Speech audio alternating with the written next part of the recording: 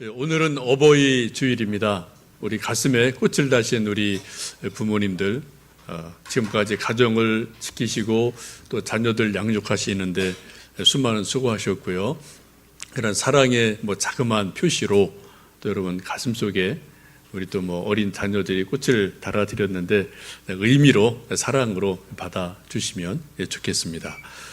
이 자리에 계시든 또 고향에 계시든 우리 모든 부모님들에게 하나님 평강이 임하셔서 참으로 남은 생에 복되게 또 건강하게 사시고요.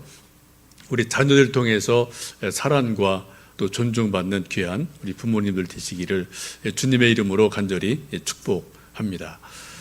곰곰이 생각해 보면 성경 속에 있는 아주 귀하고 복된 가치관들이 아주 많이 있는데 이런 것들을 우리 기독교가 아닌 다른 종교에서 더 열심을 내고 쓰는 일들이 있습니다.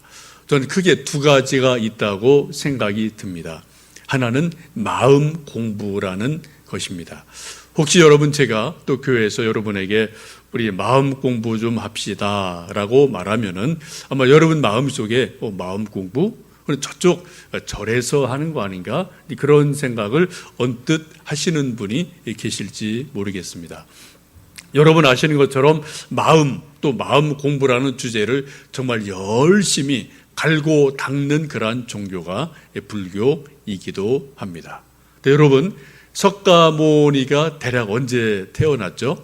시기적으로 BC 5세기경이거든요. 근데 솔로몬은 1000년 전 사람입니다. 솔로몬이 쓴 잠언을 보시면 마음에 대해서 아주 많이 강조하고 있는 것을 보실 수가 있습니다. 특별히 잠언 4장 23절 말씀 보시면은 무릇 지킬 만한 것보다 더욱 내 마음을 지키라. 왜요? 생명의 근원이 이에서 마음에서 나기 때문이라고 말씀하고 있습니다. 석가모니보다 적어도 500년이나 앞서 있는 솔로몬이 잠언을 통해서 마음이 얼마나 중요한지를 너무나 많이 강조하고 있는 것을 여러분 보실 수가 있습니다. 우리 대부분의 인생의 행불행이 어디에서 옵니까? 물질에도 있고 건강에도 있고 많은 것이 있습니다만 사실은 마음의 문제에서 아주 많이 좌우되고 있음을 우리가 매 순간 느낍니다. 지혜왕 솔로몬도 마음이 얼마나 중요한지를 알았기 때문에 마음을 잘 다스려라, 마음을 좀 잘 관심을 가져라, 마음 공부를 해라, 그러한 것을 잠언서를 통해서 우리에게 권면하고 있음을 보게 됩니다. 여러분 성경 읽으시면서 마음 공부를 좀 잘 하시면 좋겠어요. 정말 중요한 주제입니다.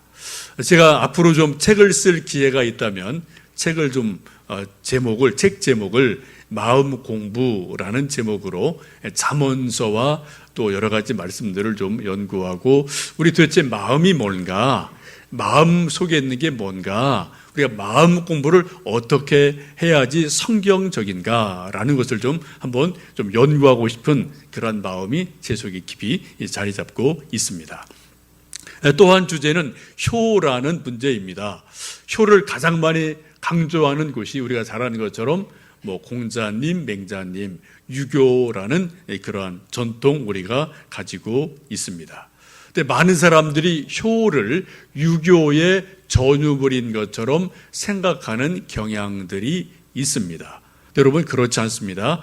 이 효를 강조한 공자나 맹자도 시기를 보면 대략 BC 5세기경에 살았던 분들입니다. 그런데 효를 강조하는 10계명을 받은 모세가 이분들보다 적어도 1000년이나 더 앞으로 쭉 거슬러 올라가는 그러한 일들이 있습니다. 여러분 성경 속에 하나님이 효도하라는 것을 아주 많이 강조하는 것을 우리는 10계명 중에서 또 구약 성경 중에서 아주 많이 볼 수가 있습니다. 이처럼 우리가 소중히 여기는 마음 공부 혹은 효도 이런 것들이 불교나 유교의 전유물이 아니라 사실은 기독교에서 성경 속에서 그들보다 500년 적어도 1000년 이전에 먼저 강조했던 것을 성경 말씀 속에서 우리가 볼 수가 있습니다. 아마 어떻게 보면은 우리가 그쪽 동네에 가서 좀 로열티를 받아오고요, 이것 우리 겁니다, 우리가 쓰겠습니다라고 우리가 더 열심히 이런 마음이나 효에 대해서 연구하고 가치를 부여하고 우리가 또 만들어갈 중요한 주제가 아닌가 싶습니다. 오늘 함께 읽으셨던 출애굽기 20장 말씀은 모세와 이스라엘 백성들이 출애굽한 이후에 시내산 아래서 머물게 되고 하나님 모세를 시내산으로 부르셔서 시내산에서 십계명을 주시는 본문의 말씀입니다. 하늘 위에 계시는 하나님께서 이 땅 위에 있는 인간에게 직접 하나님의 뜻을 전달해 주는 것이 오늘 본문의 말씀이기도 합니다. 여러분, 하나님께서 모세에게 십계명을 주셨는데 어떻게 주셨을까요? 한번 상상을 좀 해보시겠습니까? 하늘의 하나님께서 시내산에 머물러 있는 모세에게 분명히 십계명을 주셨거든요. 어떻게 모세가 그 십계명을 받아서 돌비에 적었을까요? 하나님이 말씀하시면은 모세가 정과 또 망치를 가지고 있다가 돌판에다 이렇게 막 글씨를 새겨서 십계를 만들었을까요? 아니면 하나님이 직접 돌비에다가 글씨를 써 주셨을까요? 여러분, 성경 읽으실 때 가끔 상상력을 동원해 보는 것은 아주 즐거운 일이고 또 성경을 묵상하는 좋은 방법임에 틀림이 없습니다. 저는 개인적으로 우리 믿음의 선배들이 기도하고 만들었던 영화의 한 장면이 아마도 이렇게 하나님이 십계명을 모세에게 주지 않으셨을까라고 개인적으로 저는 동의를 합니다. 한번 여러분, 십계라는 영화에 나오는 한 장면을 좀 함께 보시겠습니다.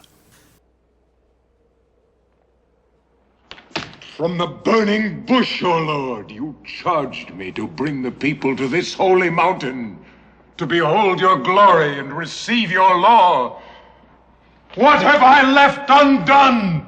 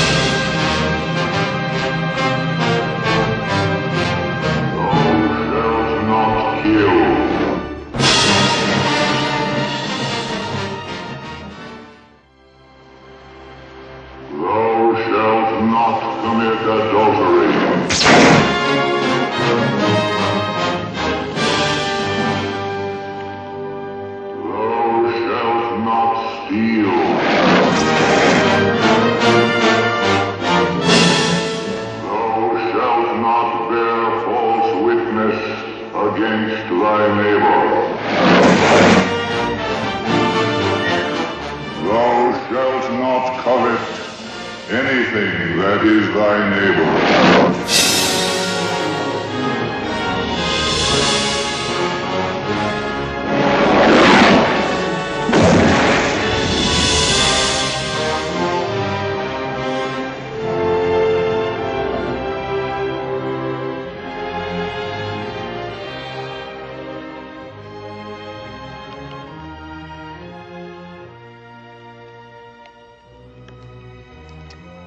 Written with the finger of God.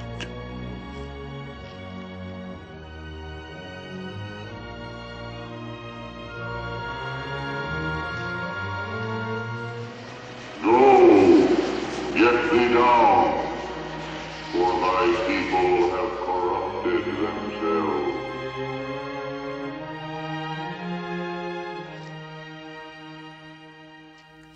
예, 여러분 10계라는 영화를 이전에 보셨겠지만 저도 개인적으로 하나님이 저러한 비슷한 방법으로 10계명을 모세에게 주지 않으셨을까 생각을 하고 좀 아주 참 잘 만든 영화다 그런 생각이 듭니다. 하나님께서 이 땅의 인간에게 하늘에서 말씀을 주셨습니다. 그것이 돌비에 새겨진 10계명입니다.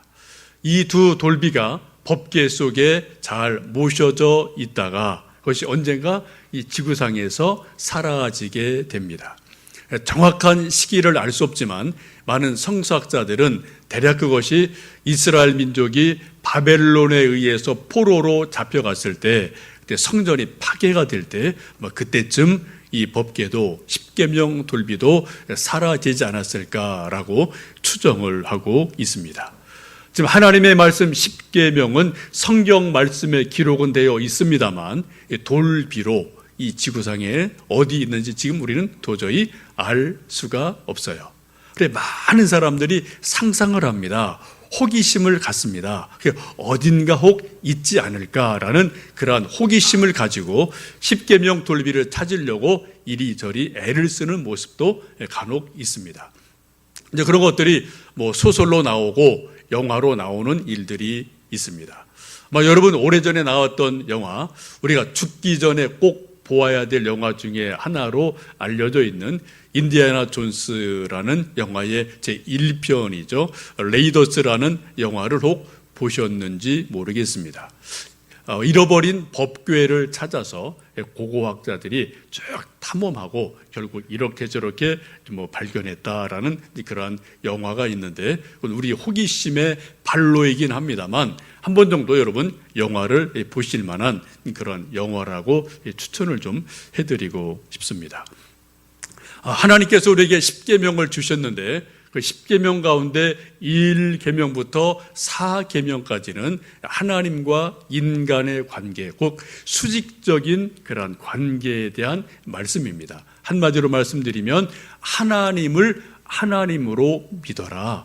하나님 이외에는 절대로 다른 신 없다. 우상을 섬기지 마라 라는 말씀이 1부터 4계명까지의 말씀입니다. 5계명부터 10계명까지는 수평적인 것으로 사람 사이에 사람들이 지켜야 될 그런 계명에 대해서 말씀하고 있습니다. 그런데 가장 먼저 나오는 5번째 5계명이 함께 읽으셨던 내 부모를 공경하라 라는 효에 대한 말씀임을 보게 됩니다.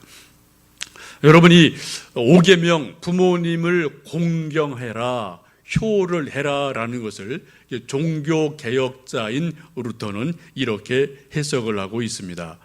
제5계명은 하나님의 대리자들을 가리키는 말이다. 그러므로 하나님을 경외심을 갖고 섬겨야 되는 것 같이 그의 대리자들인 부모에게도 그렇게 해야 된다라고 해석을 합니다. 종교개혁자 루터는 부모님이 누구냐? 하나님의 대리자다라고 해석을 해서 하나님을 경외하는 것 같이 부모님께 효도를 해야 된다라고 당위성을 강조하고 있습니다. 여러분 다시 한번 우리 본문에 있는 말씀 12절 말씀을 한 번 더 읽어 보시겠습니다. 내 부모를 공경하라. 그리하면 내 하나님 여호와가 내게 준 땅에서 내 생명이 길리라. 이와 똑같은 말씀이 신명기 5장 16절에 이렇게 말씀하고 있습니다. 너는 내 하나님 여호와께서 명령한 대로 내 부모를 공경하라. 그리하면 내 하나님 여호와가 내게 준 땅에서 내 생명이 길고 복을 누리리라 라고 말씀합니다. 신명기 말씀을 보시면 하나가 더 플러스가 되죠. 내 생명이 길리라. 그리고 내가 복을 누리게 될 것이다 라고 또 복이라는 부분을 첨가하고 강조하고 있음을 보게 됩니다. 여러분 지금 저는 계속해서 몇 주간 구약에 나타난 복에 대해서 말씀을 드리고 있습니다. 지난주는 우리가 가정이라는 그릇을 통해서 우리에게 복을 주신다. 그래서 시편 128편을 말씀을 드렸고요. 그 이전에는 이삭에게 복을 주시되 100배의 복을 주셨다라는 것을 말씀을 드렸고, 그 이전에 복의 근원을 삼기 위해서 아브라함을 불러내셨다라는 말씀을 말씀드렸습니다. 지금 계속 제가 드리는 말씀의 어떤 주제가 복이라는 것으로 흘러가고 있음을 여러분 좀 기억을 하시면 좋겠습니다. 오늘 5번째 계명 말씀을 보시면 하나님께서 말씀하기를 부모에게 효도하는 사람에게 생명이 길게 될 거다. 또 어떻게 해요? 내가 복될 것이라고 말씀하고 있습니다. 여러분 참 쉽죠? 부모님에게 효도하면 어떻게 한다고요? 하나님 우리에게 복을 주신다고 약속하고 있습니다. 이 효가 뭐냐? 어떻게 해야 되느냐? 또 우리가 구체적인 것은 계속 좀 기도해야 되고 연구해야 되고 만들어 가야 될 부분이 있습니다만, 원론적으로 부모님에게 효도하면 하나님이 기쁘게 여기시고 그 자녀들에게 복을 주신다라고 말씀을 합니다. 여러분, 부모님에게 효도한다는 것이 무엇일까요? 어떻게 하는 것이 효도일까요? 여러 가지 있습니다만 저는 잠언 23장 22절에 있는 말씀을 먼저 말씀드리고 싶습니다. 이렇게 말씀합니다. 너를 낳은 아비에게 청종하고 내 늙은 어미를 경히 여기지 말지니라. 아버지 어머니의 말씀에 귀를 기울여라, 청종해라 라는 것이 효도의 첫 번째라고 잠언은 말씀하고 있습니다. 부모님의 말씀을 잘 경청해 듣는 것, 부모님 말씀을 잘 들어드리는 것, 이것이 바로 효도라고 성경은 말씀합니다. 한번 여러분 잠깐 우리의 생각을 우리 가정으로 한번 좀 돌려보시겠습니까?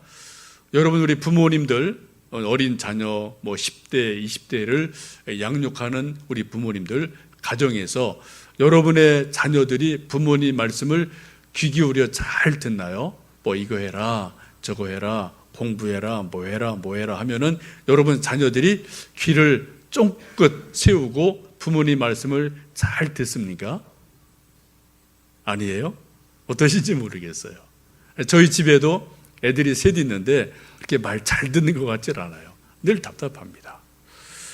옛날에는 뭐 그냥 안 듣는 척 했는데 요즘은 아예 어떻게 해요? 아예 그냥 귀에다가 이어폰을 꽉 집어넣고요. 아예 안 들어요. 그죠? 음악 빵 높여놓고요. 불러도 아예 안 들리는, 그죠? 그런 일들이 우리 자녀들의 모습입니다. 왜 불러 노래하는 것처럼, 그죠? 우리가 아무리 불러도 애들한테 아예 들리지 않는 상황이 요즘 젊은 아이들의 모습인 것 같습니다. 참 답답하죠. 우리가 자녀들이 말을 안 들을 때 우리 속이 좀 타고요, 또 답답하고 안타깝고 때로 눈물이 날 때가 있습니다. 잠깐 우리가 생각을 바꾸어서 여러분이 제가 10대 때, 20대 때 우리 부모님이 저에게, 여러분에게 뭔가 이야기하셨을 때 여러분 정말 귀를 쫑긋 세우고 부모님의 말씀을 잘 귀담아 들으셨습니까? 여러분 어떠십니까? 아마 그렇지 않은 경우가 훨씬 더 많았지 않나 싶습니다. 여러분, 해 아래 새 것 없습니다. 다 옛날이나 지금이나 거기서 거기 비슷하지 않나 생각 듭니다. 여러분, 부모님의 말씀에 귀를 기울이는 것, 부모님 말씀을 청종하는 것, 이것이 바로 효도의 시작이고 가장 작지만 큰 효도다라고 성경은 말씀하고 있습니다. 여러분, 부모님이 말씀하시는 이런저런 이야기들이 잔소리가 아니라 나를 사랑하는 사랑의 말씀이구나라고 우리가 들려진다면, 느껴진다면 그런 것을 우리가 뭐라고 그래요? 철 들었다, 이제 사람 됐다라고 우리가 이야기를 합니다. 여러분 지나간 세월을 돌아보시면 여러분 부모님이 여러분에게 우리에게 말씀하실 때 저건 잔소리가 아니고 나를 사랑하시는 사랑의 목소리구나 라고 여러분이 느끼신 게 몇 살 때쯤이세요? 20살? 30살? 40대? 그럼 언제쯤이십니까? 아마 어쩌면 어떤 사람은 죽을 때까지도 그런 생각이나 느낌 없이 살아갈 때도 있을 겁니다. 여러분, 효도 별거 아닙니다. 부모님이 말씀하시는 이러한 저러한 말들이 잔소리가 아니라 나를 사랑하시는 사랑의 말씀이구나라고 들려질 때, 느껴질 때, 그때 비로소 효도가 시작이 되고 우리가 철이 들고 또 하나님의 사랑을 깨닫게 됩니다.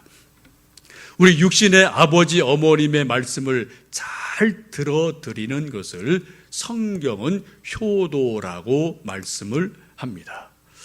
또 이것을 하늘의 아버지 하나님 말씀을 잘 듣는 것을 같은 맥락에서 하나님을 경외하는 것이다 라고 말씀하고 있습니다. 여러분, 어떻게 하면은 하나님의 말씀 또 부모님 말씀이 우리에게 잘 들려질까요? 목소리를 더 크게 하고요, 안 되면 좀 마이크를 가지고 이렇게 큰 목소리로 증폭을 하면은 잘 들릴까요? 그건 아닌 것 같아요. 우리 마음속에 사랑의 마음이 있을 때 모기 소리같이 작은 소리일지라도 우리에게 크게 들려오는 일이 있을 줄로 믿습니다. 사랑이 문제죠. 사랑입니다. 이 세상에 참 많은 민족이 살고 있는데 그중에 독특한 민족이 있다면 유대인이 아닌가 싶습니다. 여러분, 유대인이 세계 인구 중에서 0.5%인 것을 알고 계십니까?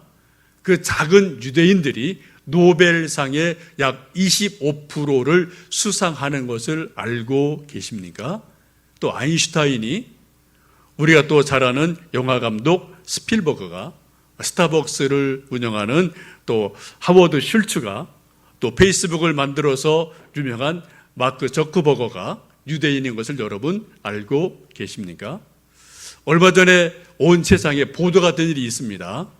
미국의 FBI에서 어떤 테러범을 잡아서 그가 쓰고 있는 핸드폰 아이폰의 비밀 문건을 좀 보려고 하는데 도저히 그 비밀 번호 해제를 할 수가 없어서 아주 힘들어했습니다. 아이폰에서 우리 그거 절대로 못 해준다라고 거부했어요. 그럴 때 이 아이폰의 비밀 번호를 해체하는 그 일을 이스라엘에 있는 어떤 자그마한 회사에서 해내서 아주 세계를 놀라킨 일이 있음을 여러분 아십니까? 여러분, 유대 민족이 아주 적은, 숫자로 아주 적은 민족이지만 세계에서 이렇게 저렇게 각기각층에서 엄청난 영향력을 미치고 있음을 우리는 지금도 보고 있습니다. 왜 그럴까요? 여러분, 유대인들이 IQ가 얼마인지 아십니까? 세계에서 가장 IQ 좋은 민족이 어디인지 아시죠? 대한민국이에요. 한 10여 년 전에 각기 다른 대학, 각기 다른 주제를 가지고 연구를 해서 IQ를 쭉 조사한 것이 있는데 우리 한국 평균이 106으로 세 가지 다 동일하게 나왔습니다. 홍콩이 107이에요. 홍콩은 뭐 그냥 도시이기 때문에 국가나 민족으로 볼 수가 없죠. 한국이 최고 높습니다. 106이에요. 이 같은 조사에 의하면 이스라엘 민족들은 26위, 95입니다. 우리랑 10 정도 차이가 나요. 우리 세 자리입니다. 이스라엘 사람들 두 자릿수예요. 근데 실제 영향을 보면은 그들이 훨씬 더 많은 영향을 각계각층에서 미치고 있거든요. 그 이유가 무엇일까요? 머리 좋은 것, 기형적인 우리가 가장 뛰어난데 실제는 그렇지 않단 말이죠. 많은 사람들은 유대인들의 그 탁월함을 바로 쉐마에서 찾고 있습니다. 신명기 6장 4절은 이렇게 말씀합니다. 들으라 이스라엘아. 이 말씀을 히브리 말로 그대로 말씀하시면은 쉐마 이스라엘 들으라 라는 말씀이에요. 그리고 하나님 말씀을 쭉 이렇게 저렇게 말씀하고 있습니다. 물론 유대인들이 엄청나게 많은 문제가 있음에도 불구하고 그들은 랍비 전승 속에서 하나님의 말씀을 들으려고 애를 쓰고 있고, 랍비들이, 부모들이 하나님 말씀을 자녀에게 들려주려고 애를 쓰고 있어요. 그것이 바로 쉐마 교육이라는 것입니다. 이제 저희들 다음 주 오후 시간에 쉐마 교육에 아주 귀한 강사분을 모시고 특강을 들으려고 합니다. 안병만 박사님이신데 여러분 좀 시간 내셔서 꼭 좀 들어보시고요. 도대체 유대인에게 뭐가 다른 게 있나? 그 핵심이 뭔가? 뭐 이런 것들 좀 여러분 관심 가지시고 들으시고요. 좀 우리 젊으신 부모님들을 좀 친구분들 초청도 해보시고 또 전도의 기회도 삼으셨으면 좋겠습니다. 부모님 말씀을 잘 듣는 것을 효라고 말한다면 하나님 말씀에 귀 기울이는 것을 하나님을 경외한다라고 성경은 말씀하고 있습니다. 잠언 23장 25절 보시면 또 다른 효를 이렇게 말씀하죠. 내 부모를 즐겁게 하며 너를 낳은 어미를 기쁘게 하라. 부모님 마음을 즐겁고 기쁘게 해드리는 것, 이것이 바로 효라고 말씀합니다. 그 구체적인 방법은 뭐 사람마다 다르고 가정마다 다르고 형편마다 다를 겁니다. 여러분, 우리가 어떻게 하면은 부모님 마음을 기쁘고 즐겁게 할 수 있을런지 좀 연구하고 기도하면서 작으면 작은 대로, 크면 큰 대로 그러한 일들을 만들어 가시면서 효를 나누어 가시면 좋겠습니다. 제가 볼 때는 우리 부모님에게 효할 수 있는 가장 좋은 것은 천국 보험을 들어 드리는 겁니다. 우리 부모님들 연세 높으시면은 건강보험, 암보험 이런 것들 들어 드릴 때가 있죠. 이건 정말 필요하고 요긴한 일임에 틀림이 없습니다. 더 중요한 건요, 우리 부모님들을 천국의 보험을 들어 드리는 것, 천국의 소망을 갖게 해드리는 것, 천국의 믿음을 심어 드리는 것, 이것보다 더 좋은 효는 없다고 저는 분명히 생각합니다. 여러분, 정말 천국이 있음을 믿으십니까? 또 지옥이 있다고 정말 믿으십니까? 아니면 가봐야 알지라고 생각하지는 않으십니까? 이 시간 제가 여러분에게 한 동영상을 보여드리겠습니다. 이것은 법륜이라는 승려와 어떤 불교 신도가 대화를 나눈 건데, 이게 좀 교회에서 좀 마땅하지 않을지 모르겠습니다만 그 의미를 보시라는 거예요. 그 의미를 보시고 천국에 대한 여러분의 생각을 좀 한번 잘 가다듬어 보시면 좋겠습니다. 저는 스님의 명쾌한 답변을 듣고 싶어서 저희 언니들과 함께 왔는데요. 제가 대표해서 궁금한 거를 질문 드리겠습니다. 저는 내년이면 10년이 되는데 저희 친정 어머니께서 갑작스러운 사고로 돌아가셨는데요. 엄마를 그 49제로 절에서 모셨는데, 네. 우리가 이렇게 힘들 때나 지금도 마찬가지지만 시댁에서의 어떤 일이나 아니면 남편에 의해서 이렇게 힘들 때마다 친정 엄마를 생각하면서 저희 언니들과 함께 울기도 합니다. 제가 그때 극락왕생을 기도하면서 절을 많이 했는데요. 정말로 궁금한 건 정말 극락이 있는지 정말로 저희 엄마가 거기 계셔서 기다리고 계시는지, 정말 오늘 스님께 저희 세자매의 그런 희망스러운 답변을 듣고 가고 싶습니다. 그래 셋이 모아가려 왔어요.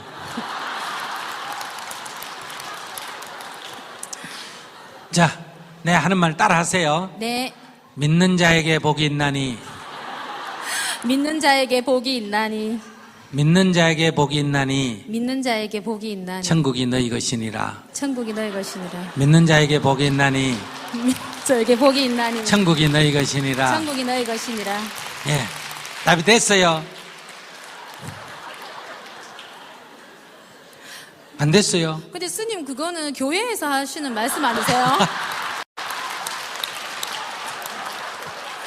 저는 절에 다니면서 이렇게 스님들이 하시는 그런 말씀을 듣고 싶었습니다. 아니, 지금 스님이 얘기하잖아, 스님이. 아니, 스님이 얘기했는데 목사가 얘기한 얘기도 아닌데 왜 그래?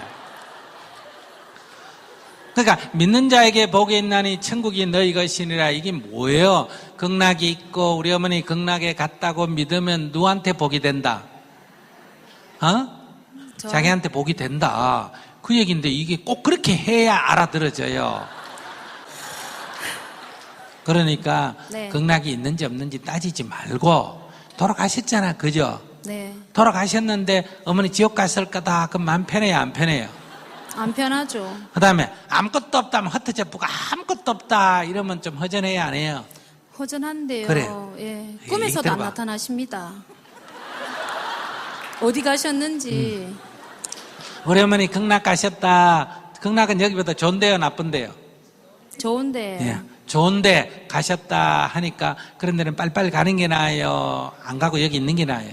빨리 가시는 게 나으시죠. 예. 근데 그 좋은 데 있으면 됐지. 자꾸 여기 오는 게 나아요? 그만 가만히 계시는 게 나아요? 근데 거기 계시는지 알 수가 없잖아요. 그래서 내가 앞에 뭐라 그랬어요? 아, 믿는 자에게 천국이 있나니. 알겠습니다. 믿는 자에게 복이 있나니. 자기가 안 믿으니까 지금 자꾸 저렇게 머리가 아픈 거요. 그러니까 믿으세요. 오늘부터 아시겠죠? 네, 감사합니다. 예, 저 의미를 보시라니까 의미를요. 여러분 믿는 자에게 복이 있습니다. 여러분 정말 천국이 있음을 여러분 정말 믿으십니까? 정말 중요한 거예요. 정말 천국이 있다고 분명히 믿는다면 우리 자신의 믿음이나 우리 부모님에 대한 부모님 돌아가신 이후의 것들을 우리가 여러 가지 신경을 써드리고 준비를 해드려야 될 일들이 있지 않나 싶습니다. 아마 여러분도 아까 저기에 나와 있던 어떤 분의 생각처럼 가봐야 알지요 라는 생각이 우리 속에 한편에 있을 수 있어요. 맞습니다. 가봐야 알지요. 그러나 성경은 분명히 말씀하기를 천국이 분명히 있다. 또 지옥이 있다. 예수님 복음서에서 말씀하기를 적어도 44번 이상 천국에 대해서 하나님 나라에 대해서 말씀하고 있습니다.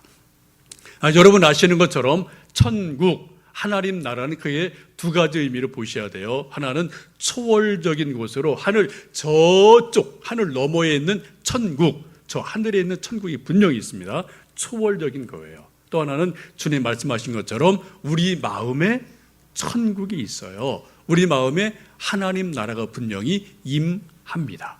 분명한 것은 하나님 나라가 하여튼 하늘 저 위에 어딘가 우리가 모르지만 분명히 헤븐이라는 천국이 분명히 있다라는 것을 여러분 믿음으로 굳게 받으시고 여러분 좀 생각해 주시면 좋겠습니다.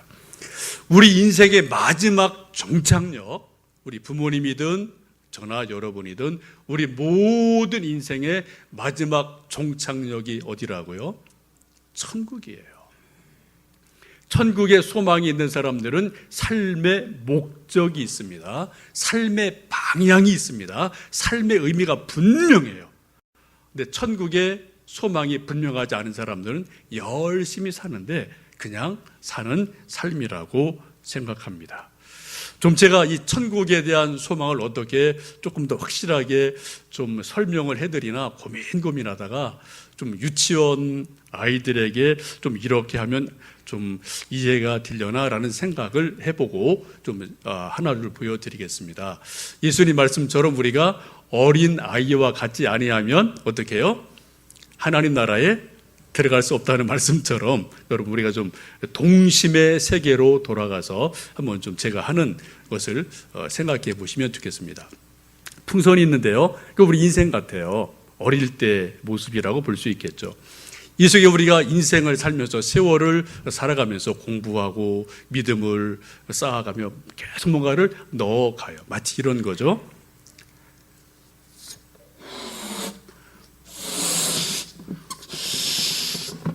나름대로 뭔가를 이렇게 좀 내 인생 그릇에 넣어갑니다. 담아갑니다.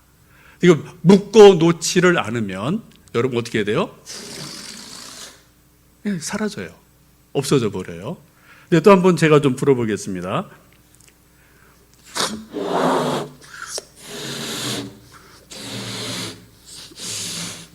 뭔가 이렇게 담아갔어요. 근데 이것을 매듭을 짓고요, 묶어 놓으면 이 안에 담아 있는 것들이 그대로 남아 있습니다. 놔도 그냥 그대로 있거든요. 이게 뭐예요? 매듭 짓는 게 여러분 뭐라고 생각하십니까? 그게 믿음이에요. 믿음. 믿음으로 매듭을 딱 지면은 우리가 담아놓은 것들이 그 안에 다 있어요. 그대로 있어요. 믿음으로 매듭을 짓지 않으시면은 우리가 많은 것을 담아로 다 날아가 버리고 사라지고 아무것도 없습니다. 여러분, 천국이 있음을 정말 분명히 여러분 생각 속에 믿으십니까? 천국 소망이 분명히 있으십니까? 생각이 아니라 여러분 정말 그걸 믿으시느냐 이거예요. 정말 믿으시느냐 이거예요. 정말 중요한 일인 줄 압니다. 수학자이고 철학자인 천재 프랑스의 파스칼이라는 사람이 있습니다. 팡세라는 책을 쓴 것이 있죠. 거기서 그런 말을 합니다. 구원의 문제, 천국의 문제, 정말 천국이 있느냐, 정말 구원이 있느냐라는 문제를 소위 이제 내기를 가지고 비유를 말하죠. 소위 파스칼의 내기라는 유명한 그러한 이야기를 이렇게 합니다. 크리스천이 되기로 선택한 사람들이 손해 볼 것은 무엇인가? 설사 그가 죽어서 하나님이 없고 그의 믿음이 헛된 것이었다고 판명되더라도 그는 잃을 것이 하나도 없다. 사실 그는 믿지 않는 친구들보다 더 행복하게 산 사람이다. 그러나 만약 하나님이 계시고 천당과 지옥이 있다면 그는 천국을 얻을 것이고 그의 무신론자들은 지옥에서 모든 것을 잃게 될 것이다. 반반이죠, 그죠? 천국이 있을 수도 있고 없을 수도 있어요. 아닌 말로 우리가 가봐야 압니다. 그런데 만약에 천국이 없다면 우리가 천국 있는 것으로 믿고 한평생 살아온 것이 결코 손해가 아니다. 왜요? 나름대로 소망을 붙들고 살아왔기 때문에 충분한 가치가 있다. 의미가 있다. 행복이 있다. 근데 만에 하나 천국이 정말로 있다면, 지옥이 정말로 있다면 믿지 않았던 사람들은 지옥에서 그들의 모든 것을 다 잃어버리게 된다. 불태움 받게 된다라고 파스칼이 이야기를 합니다. 우리는 파스칼의 말을 믿지 않아요. 이해에 도움이 될 뿐입니다. 우리는 성경 말씀을 믿습니다. 우리 하나님을 믿어요. 하나님 말씀하시기를 분명히 천국과 지옥이 있다라고 분명히 성경은 말씀을 하고 있습니다. 우리 인생을 가장 소망스럽게 만들어가는 것, 천국에 소망을 두는 것입니다. 우리가 부모님들에게 할 수 있는 가장 최고의 효도가 무엇일까요? 이 땅에서 해드릴 수많은 것들이 있지만 그 무엇보다도 천국의 소망을 심어드리는 것, 천국의 보험을 들어드리는 것, 이것이 우리가 할 수 있는 가장 큰 효도임에 틀림이 없습니다. 어버이 주일을 지내시면서 우리 부모님을 더 사랑하고요, 믿는 분들에게는 사랑과 존경을 올려드리고 또 믿지 않는 분들은 우리가 중보 기도하며 구원의 확신에 이르도록 천국 소망을 심어드리고요, 우리 가정에 하나님 주시는 은혜가 효를 통해서 주신다는 복을 누리는 은혜가 우리 모두에게 있기를 주님의 이름으로 축복합니다. 기도하겠습니다.